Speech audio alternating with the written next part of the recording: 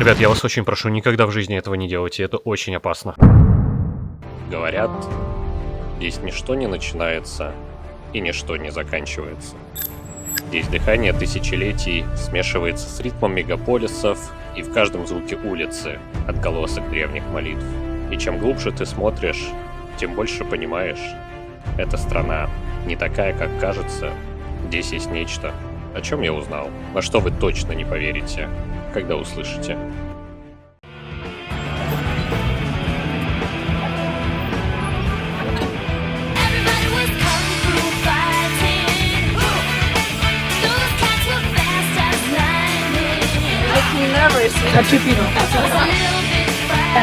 Итак, ребят, в сегодняшнем выпуске я покажу вам Китай, который вы не видели даже в фильмах. Мы побываем в Шанхае, Пекине, в настоящем городе Киберпанк и в горах, которые вдохновили Джеймса Кэмерона на создание Аватара. Я расскажу, сколько на самом деле стоит жизнь в Китае, где жить комфортно и не переплачивать. Мы заглянем в настоящий китайский Макдональдс с его уникальным меню и дизайном и попробуем мишленовский ресторан, от цен в котором у вас точно отвиснет челюсть. Я покажу редких животных, которых можно встретить только в Китае, лучшие виды с дрона, Universal Studios, Disney, мы пообщаемся с местными, попробуем тайчи и кунг-фу, и я раскрою секрет долголетия китайцев. И, конечно же, обратную сторону Китая, о которой редко говорят. Это не просто выпуск, это Китай, который вас точно удивит. Оставим пока привычные картинки позади. Небоскребы, кунг-фу, панды. Про Китай снято столько видео, что кажется уже не о чем удивить. Но в этом году все изменилось. С 15 сентября 2025 года для россиян действует безвиз в Китай. И угадайте, что случилось? Тысячи блогеров, туристов и просто любителей приключений отправились сюда.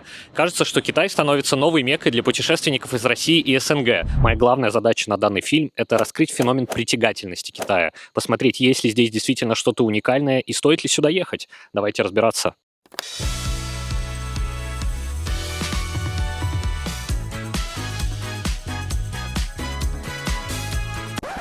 Окей, понимаю. Выглядит это достаточно странно, но вы должны услышать историю, как я здесь оказался.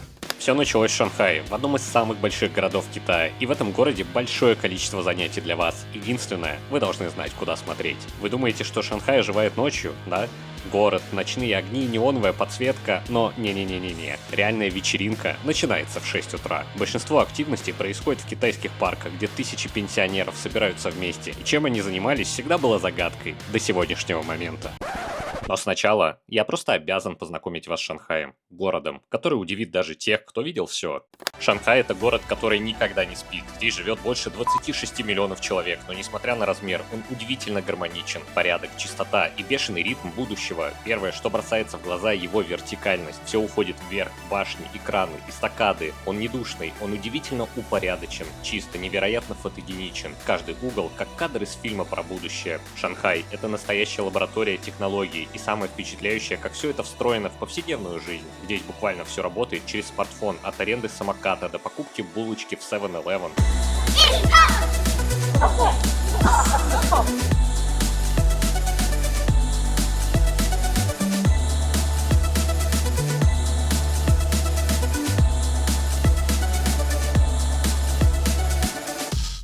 А теперь про метро. Это не просто метро, это целый подземный город будущего. Протяженность больше 800 километров линий, и сеть постоянно растет. Для сравнения, это больше, чем расстояние от Москвы до Питера. Станции огромные, чистые, освещенные, с кондиционерами и торговыми зонами. Иногда кажется, что ты не под землей, а в торговом центре. На некоторых станциях даже есть тематические декорации и арт-объекты. Например, станции в стиле космоса или моря. И самое интересное, что в час пик метро перевозит до 10 миллионов человек в день, но при этом никакой толкотни и никакого хаоса. Все четко, выстроено. Работают дежурные сотрудники, которые направляют потоки людей. Порядок как по линеечке. Ну а если метро покажется медленным, то в Шанхае есть поезд на магнитной подушке, который разгоняется до 430 км в час. От аэропорта до центра всего за 8 минут. И ощущение, будто взлетаешь, а не едешь. Шанхай — это город, где небоскребы выше облаков, технологии опережают время, а рядом можно встретить красных панд. Сегодня я покажу вам другой Шанхай, не только деловой и футуристичный, но и живой, уютный, с местами, где снова чувствуешь себя ребенком. Одно из таких мест — это Шанхай Wild Animal Park, один из самых крутых парков, что я видел. Так, на секундочку, ребят, вообще-то билет 165 юаней стоит. Я, честно говоря, сюда собирался. Я просто даже понятия не имел, сколько он стоит, но 165 юаней — это в целом весомо. Это не просто зоопарк, а целый природный заповедник. Огромная территория, где часть животных живет в полуоткрытых зонах. И вот из-за кого я сюда реально ехал, это красные панды. Они просто невероятные. Маленькие, пушистые, забавные, будто ожившие игрушки. Можно стоять и смотреть на них часами.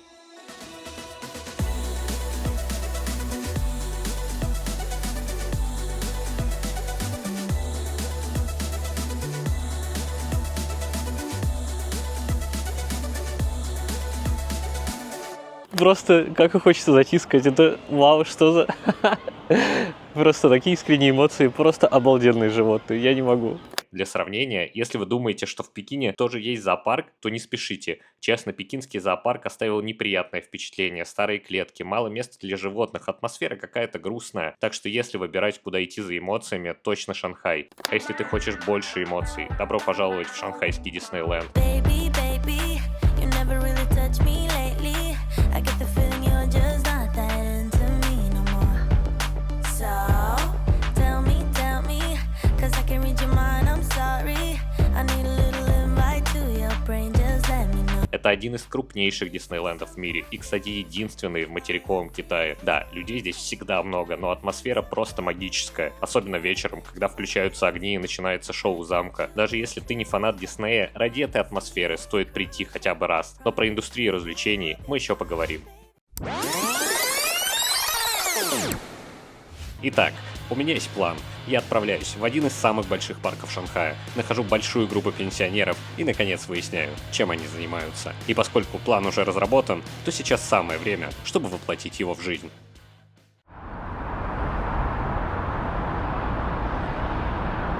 Наступило утро, и я отправился в парк. И если вы хотите встретить большие группы людей в такое время, то нет лучшего и наиболее известного парка, чем Чанфэн парк.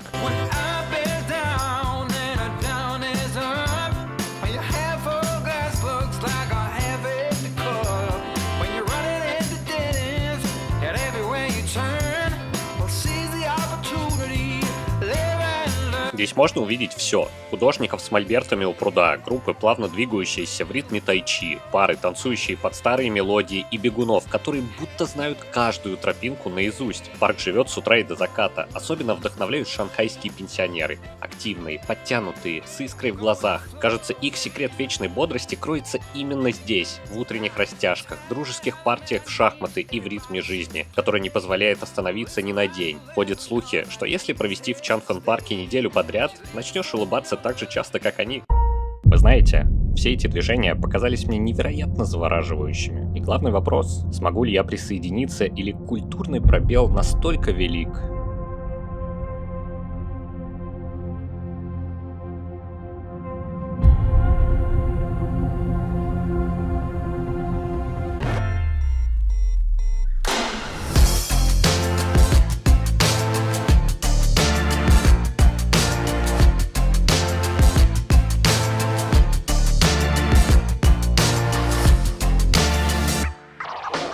К сожалению, наверное, перевод не самый корректный, но, насколько я понимаю, вы здесь часто танцуете и, как правило, собираетесь каждую пятницу, чтобы выступать здесь со своей танцевальной программой, правильно? 我们经常是每天在这里晨练。 Thank you. А можете мне, пожалуйста, подсказать, как это правильно называется? 这几天他们刚刚排练好，我和我的祖国是大裙摆动大摆裙的舞蹈，然后接下去可能要教西藏。我们经常是串来串去的，比如说一个舞蹈学好了，然后拍一个视频留作纪念，然后再教下一个舞蹈，是这个样子，这个模式。 Стой, обязательно подпишись, поставь лайк и оставь комментарий к этому выпуску. Ты очень сильно поможешь мне продвинуть данный видеоролик. Ну а мы продолжаем просмотр. Так, ребят, время на часах 4:30. Я вообще практически не спал, но это единственный способ максимально быстро добраться до того места, которое я хочу вам показать.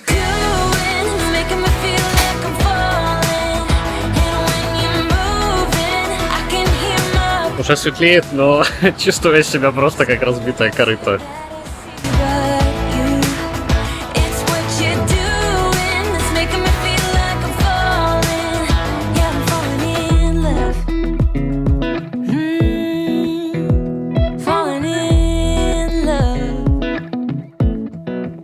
Итак, по прилету первым делом нас встречает просто лютый дождь. Именно сейчас туда, если выйти, можно промокнуть просто насквозь. Погода здесь абсолютно другая. Пока в Шанхае плюс 34, здесь градусов 17 и поливает очень сильный дождь. Я просто всю дорогу сейчас ехал с открытым ртом. Это очень красиво.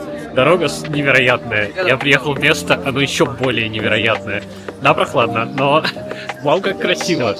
Просто захватывает дух. Наверх подниматься 3,5 километров. Окей, это будет сложнее, чем я думал. Осложняется путь еще тем, что здесь обезьяны. И, честно говоря, я их встречал уже очень много где, но не понимаю, почему именно здесь они агрессивные.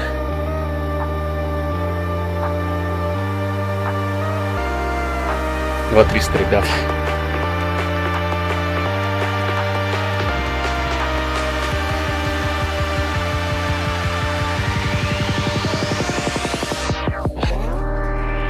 Как будто еще немного. Так, это первая смотровая. Честно, наверное, даже смысла идти дальше нет, потому что, ну, я ничего там не увижу. Туман. Но это было интересно. Вы думаете, я сдамся после этой попытки, потому что она была неудачная? Ни в коем случае. Неважно, сколько неудачных попыток вы делаете. Главное, сколько вы сделаете удачных. А удачно обязательно будет. И я приду сюда обязательно еще раз, чтобы подснять этот сумасшедший вид. Я не могу уехать отсюда, просто не подсняв его. Это не может быть все напрасно.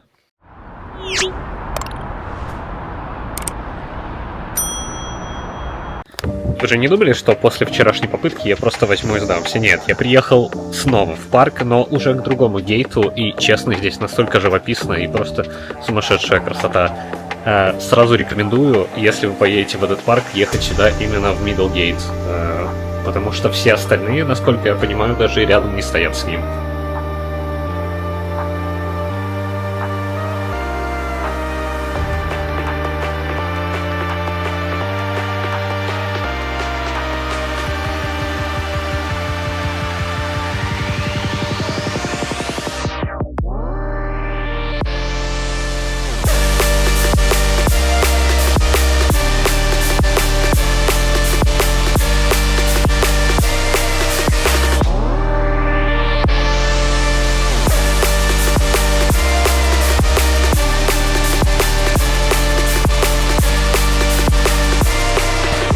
Если Шанхай — это Китай будущего, то Чжанцзянце — это Китай, который вообще не должен существовать. Здесь горы не просто высокие, они узкие, острые и стоят так, как будто их кто-то расставил вручную. Туман накрывает их волнами, и в какой-то момент ты реально перестаешь понимать, ты на Земле или в декорациях фантастического фильма. И да, именно здесь снимали «Аватар». Но самое смешное, в реальности это выглядит еще нереальнее, чем в кино.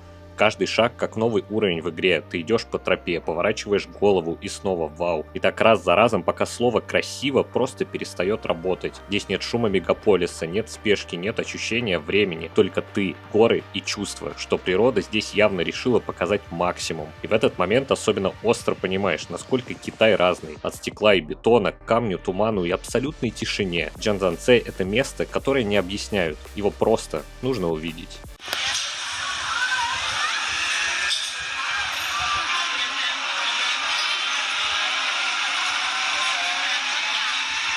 On the trip, I was like screaming and saying like, ah, looking. It was incredible views. Like, I'm not gonna do it for sure, no, never. I did like roller coasters, that was terrible, like. Really? Yeah. Have you been like to Universal, like, parks? Yes. I would really enjoy them. You enjoy them? Yeah. No, guys, you're crazy. If I die, will you keep posting my videos on my YouTube channel? Yes, we can do that. Yeah, so you just need to learn Russian. Now you know the phrase, like, you asked me, like, about beer. How do you say it in Russian? Хочу пиво. There we go. Хочу пиво. Yeah, that's right. Вы знаете, я много спрашивал у людей, какой город в Китае лучший, и очень часто слышал один и тот же ответ. You make me nervous. Так, это немного не то, одну секунду. So, what is the best city in China, in your opinion? Beijing. Пекин. Здесь очень чувствуется любовь к своей стране и к своему городу. Без пафоса, просто с уважением. If someone asks you to describe China in 2 words, what words would you choose? Number one, because we really like number one. But it was kung fu fighting. Those cats were fast as lightning. Пекин — это не город, который тебя встречает. Пекин — это город, который сразу задает ритм. Движение здесь как дыхание, потоки машин, мопеды, автобусы, метро — все движется, но при этом удивительно спокойно. Пекин огромный, но в этом масштабе чувствуется порядок. Здесь нет ощущения, что город тебя давит. Он просто живет по своим правилам, и ты либо принимаешь их, либо нет. И одна из самых любимых сцен в Пекине — это пенсионеры, которые играют в китайские шахматы. Они играют везде — в парках, во дворах, просто на улице. Вокруг всегда собирается толпа, все смотрят, спорят, обсуждают ходы. И это не просто игра, это ритуал, это жизнь. Но у Пекина есть и обратная сторона.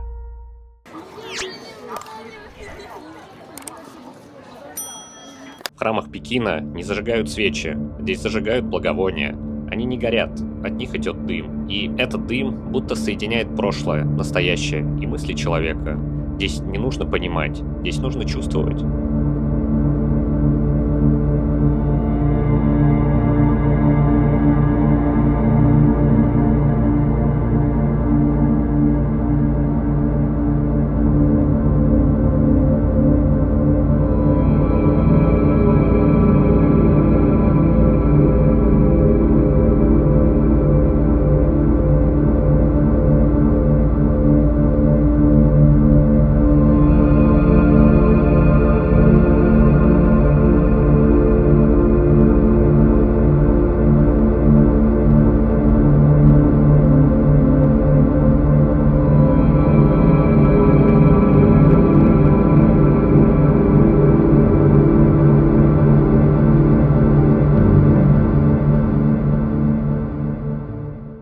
How much does it cost to live in China, like per month?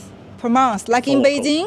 Yeah, in Beijing. Like in Beijing, so like I rent an apartment, but it's like almost 2 hours away from here, so it's like 4,000 per month. Okay. Yeah. If in the city center, like here, a room around like 13 or 15 square meters, almost the same price. Okay. Yeah, very So- expensive. What is the comfortable amount of money for you to live in China, like for 1 month? Maybe 10,000. 10,000 is Yeah. comfortable. Yeah. Okay. But at the moment, I didn't get that much. Okay. So it's okay.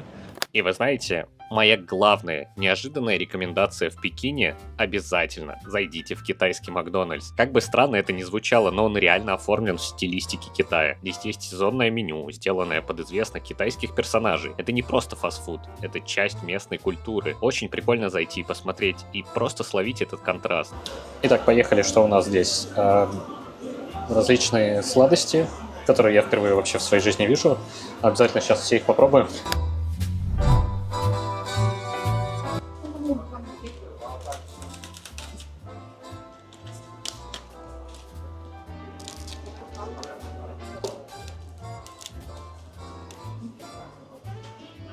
Ну да, это прям прикольно.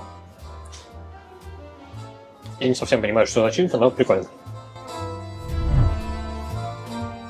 Оказывается, это рисовое мороженое содержит алкоголь. Хорошо, что меня об этом предупредили. Честно, для меня это максимально странный бургер.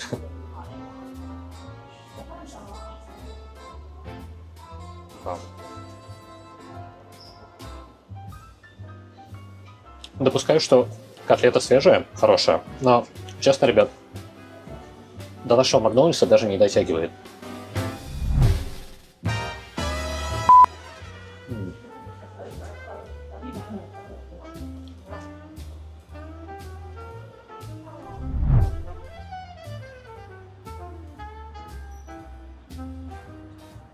Вот что в Пекине реально стоит вашего внимания, это Universal Studios. Вы знаете, ребят, первая мысль, с которой я зашел в сегодняшний Universal, так это, что здесь может быть нового? Чем он может меня удивить? Я уже был в японском Universal, как будто бы все должно быть то же самое. Но нет, с первых шагов, с первых минут, когда ты сюда заходишь, ты понимаешь, что все совершенно по-другому. Столько всего уникального, столько всего удивительного. И сегодня я расскажу, почему именно этот Universal вам стоит посетить. Поехали!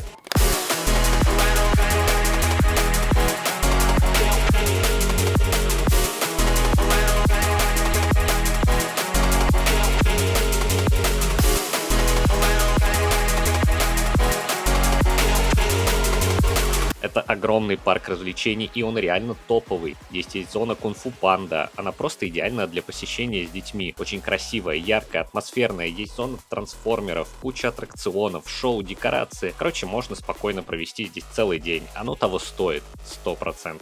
А если хочешь посмотреть полный обзор мира Гарри Поттера в Universal Studios в Пекине, то на моем канале уже вышло видео оттуда. Ссылку оставлю в описании. По жилью в Пекине у меня тоже есть рекомендация. Я жил в недорогом, но очень удачно расположенном и, на мой взгляд, реально комфортном отеле. Название вы видите на экране. Он находится практически в самом центре. Стоимость около $50 за ночь. Отличный вариант, если хотите жить удобно, не переплачивая за люкс. И именно в этом отеле я познакомился с Шанси. Мы много общались, она давала мне рекомендации, рассказывала про город, и в какой-то момент я понял одну важную вещь. Пекин — это еще и про людей. Здесь легко заводить разговоры, легко знакомиться. Многие хорошо говорят по-английски. Они открытые, теплые, настоящие. В какой-то момент я просто шел по улице и снимал, как ребята жарят шашлычки в праздничный день. Они заметили камеру, позвали меня, угостили и предложили сесть за стол. И вот это тепло, это и есть Китай.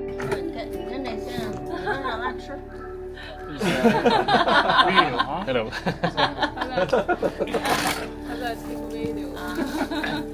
Но вы знаете, хоть Пекин — это про корни, про память, про людей, которые живут медленно и не спешат в будущее, потому что у них есть прошлое, здесь ты чувствуешь тишину, даже посреди мегаполиса. Здесь Китай дышит спокойно. Но Китай — это не только про прошлое, это еще и про то, куда он идет. И чтобы это понять, нужно уехать из Пекина.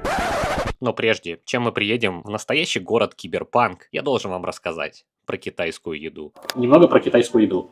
Вообще, насколько культура еды важна для китайцев? Вот еда в их понимании, это, наверное, самое главное. У них даже, я, честно говоря, вот по-китайски вам не воспроизведу, хотя это изучал. У них есть фраза, что, грубо говоря, вне зависимости от статуса, еда, она объединяет. У них, например, здесь, вот, в отличие от других стран, здесь на каждом углу вы найдете место, где вы можете поесть. То есть там вот эти вот маленькие чифаньки, где там за очень демократическую цену можно поесть. Есть очень такие дорогие места. И у них что в бизнес-переговорах, что в каких-то дружеских отношениях, вот именно накормить человека, это очень важно. У меня китайский не очень сильный, но из того, что я понимаю, они даже между собой, если на улице идут, могут очень так активно общаться на тему еды. Иногда вместо вопроса «как дела?» они могут спросить, типа, поел ли ты или нет. То есть еда в их культуре, вот именно вот насытиться, это вот является ключевым. То есть не обязательно там духовно обогатиться, но вот с точки зрения еды это ключевое. Начнем с самого доступного. Китайская уличная еда — это отдельная культура. Вот эта порция лапши стоит всего 10 юаней, это меньше $2. Булочка с говядиной 10 юаней за штуку, а вот эти шашлычки всего по 5 юаней. А также уличные сладости. Липкая рисовая булочка с красной фасолью. Rice and the intersection is made from red peas, like mushed together and with some sugar. And it's called donkey rolls around. Хотел бы я сказать, что она тает во рту, но нет. Вам придется именно постараться, чтобы прожевать и проглотить ее. Yeah, it's so sticky. It is very sticky. It's kind of impossible to chew, you know? Yeah, it is impossible to chew it. You just roll it around in your mouth and try to swallow it. All right. Yeah, we definitely need water, no? В Пекине я также съел лучшее мороженое за всю свою жизнь. Мороженое со вкусом зеленого чая. Мороженое со вкусом зеленого чая. Вау, я первый раз в жизни такое ем. Оно мало того, что выглядит восхитительно, оно на вкус восхитительное. То есть на 30-40 юаней, около $5-7, здесь можно наесться до отвала. What are the most popular dishes in China, in your opinion? In my opinion, all Chinese dishes are good, but for me, my favorite is like kung pao chicken, dumplings, and in Beijing, of course, the Peking duck. Got it? Yeah. Следующий уровень — это простые кафе и рестораны среднего уровня. Здесь еда уже посытнее и разнообразнее. Вот порция дамплингов с говядиной и креветками стоит по 12 юаней за порцию. Да, у меня здесь, если что, 4 порции. Также в Пекине большое количество местных заведений со свежайшей говядиной. Вот, к примеру, одно из таких мест, которое я очень рекомендую, но, к сожалению, я не знаю название заведения. Если кто знает китайский язык, то обязательно напишите в комментариях название этого места. Мясо в среднем в таких заведениях стоит 50 юаней, лапша 3 юаня, и все остальное подается в стол за счет заведения.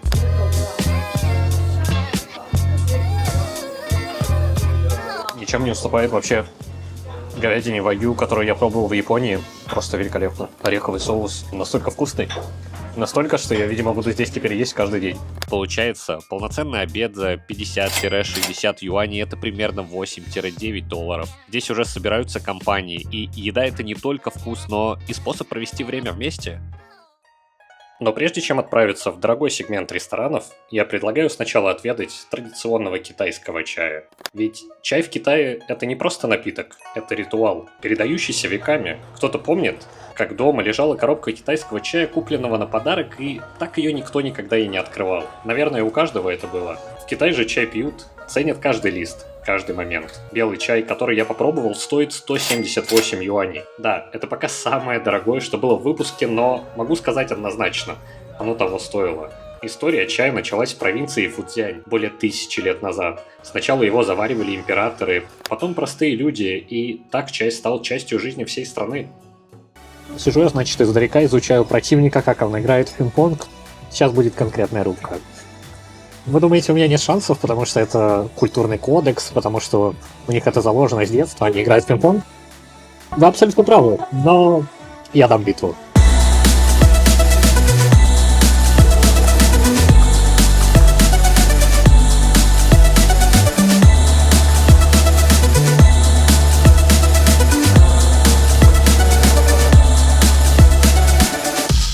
Сыграл я несколько игр сейчас, и, честно говоря, вообще без шансов. Меня просто настолько сильно отпинали, что мне просто хотелось оттуда уже уйти.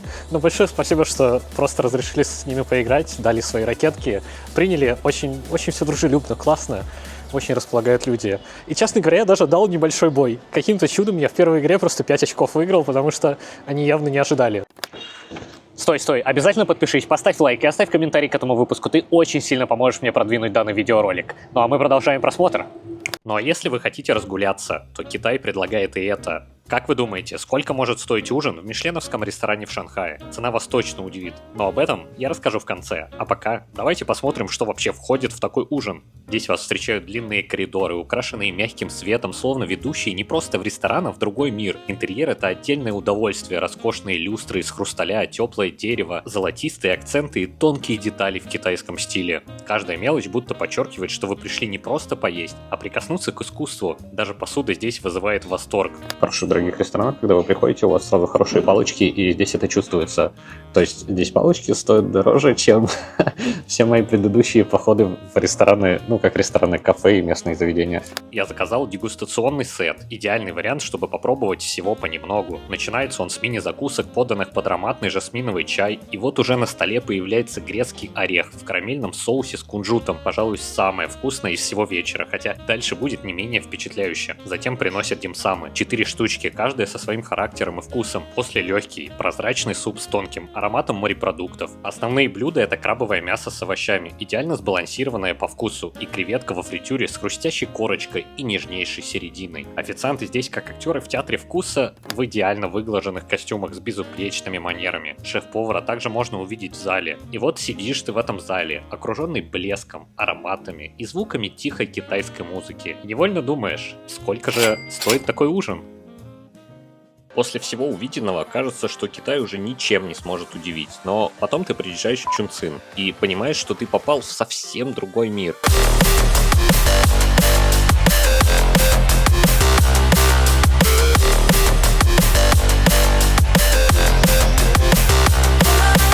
Это один из самых больших городов в мире, настолько большой, что его невозможно считать одним городом. Чунцин — это уровень, вертикальный, многослойный, почти нереальный. Чунцин построен на горах, здесь нет привычной логики улиц, дорога может быть над домом, дом над рекой, а поезд проходить сквозь здания. Это город, где буквально живешь в 3 измерениях. И один из самых известных символов Чунцина — это станция Лыцзыба. Здесь монорельс проходит прямо через жилой дом, не под ним, не рядом, а сквозь него. И это не туристический трюк. Люди реально здесь живут. Для них это не чудо инженерии, это просто дорога домой. Чунцин очень часто сравнивают с киберпанком. И когда ты здесь, ты понимаешь почему. Неон, плотная застройка, туман, свет, который отражает от бетона и воды. Но главное — это ощущение масштаба. Ты чувствуешь себя маленьким. И именно это создает ощущение будущего. Но при всей своей футуристичности Чунцин очень живой город. Ночные рынки здесь отдельная магия. Когда загораются вывески, включается подсветка мостов.